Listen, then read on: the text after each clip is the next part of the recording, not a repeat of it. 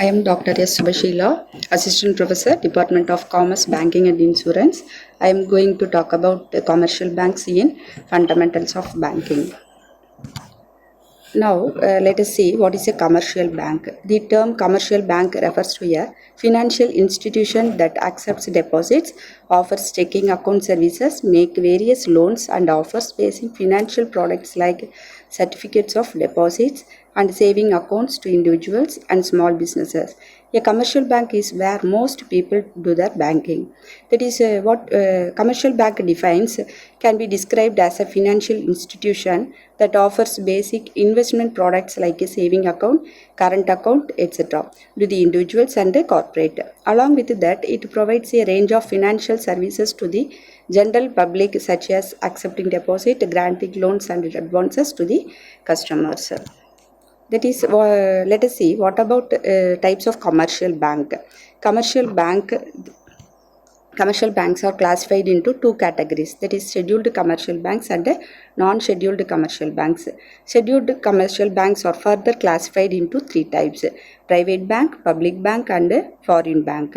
Private bank means when the private individuals own more than 51% of share capital, then that banking company is a private one.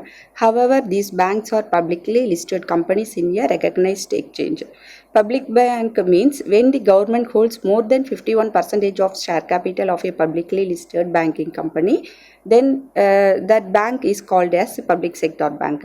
Foreign bank means banks set up in foreign countries and operate their branches in the home country are called as foreign banks. What is meant by non-scheduled commercial bank? It refers to the banks which are not covered in the Reserve Bank of India's second schedule. The paid up capital of such banks is not more than rupees 5 lakhs. And then let us see what about functions of commercial bank. Functions of commercial banks, that is two types, that is accepting deposits and the primary function for which the commercial banks were established is to accept deposits from the general public who possesses surplus funds and are willing to deposit them as to earn interest on it. There are various products offered by the bank to the customers for the deposit of their money, which include saving bank, current account, fixed deposit and recurring deposit. That is advancing loans. Next important function it is performed by the commercial bank is lending money to the individuals and the companies. The bank make loans to the customers in the form of term loans, cash credit, overdraft and discounting of bill exchange. That is secondary functions. Secondary functions like agency services and then general utility services, transfer of funds, credit creations and agency services means there are some facilities provided by the commercial banks in which they act as an agent of the customers. Such services are collection and payment of rent, interest and dividend. The next point, collection and payment of checks and bills.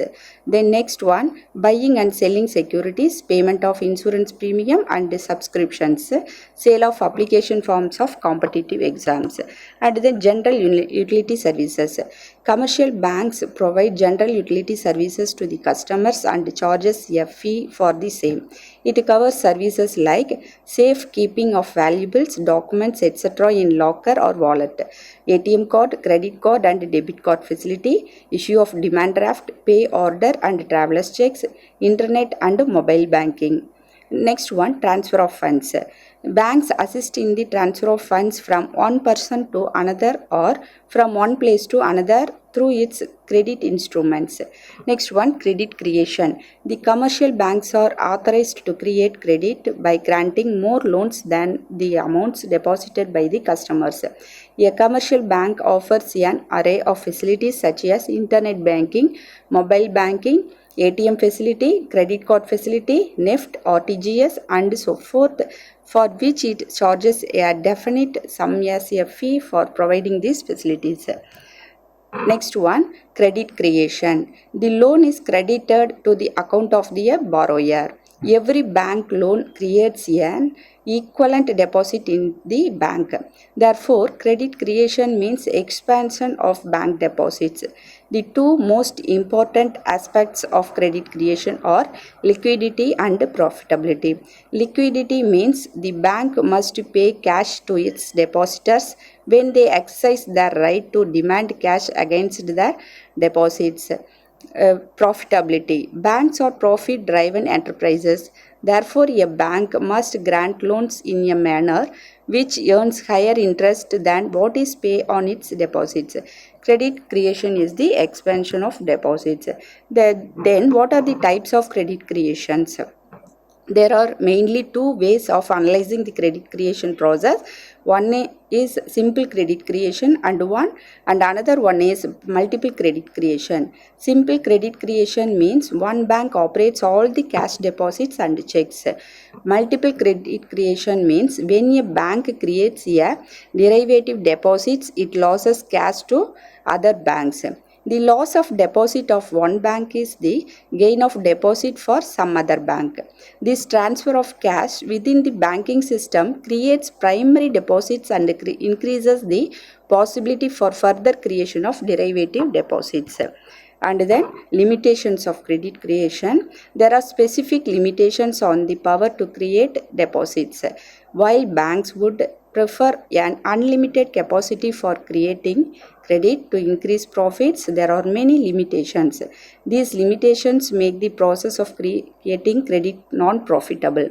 That is cash reserve ratio, availability of adequate and proper securities, keeping of reserve with the central bank, banking habits of the people, volume of currency in circulation, if heavy withdrawal of cash by the borrowers, existence of cash transactions in the economy, economic conditions of trade and business, if good collateral securities are not available, it is essential to maintain statutory liquidity ratio if the behavior of the other banks is not cooperative.